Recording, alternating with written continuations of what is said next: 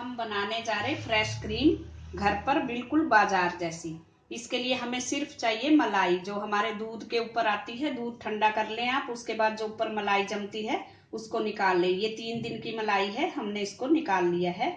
अब इससे हम फ्रेश क्रीम बनाएंगे। अब हम इसको बीटर से बीट करेंगे।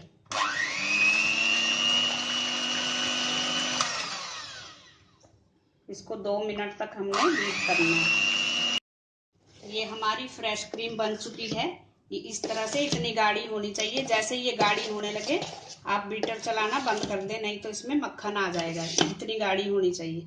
और फ्रेश क्रीम की जरूरत हमारे किचन में डेली पड़ती है, तो घर में आप जब मर्जी फ्रेश क्रीम बना सकते हो।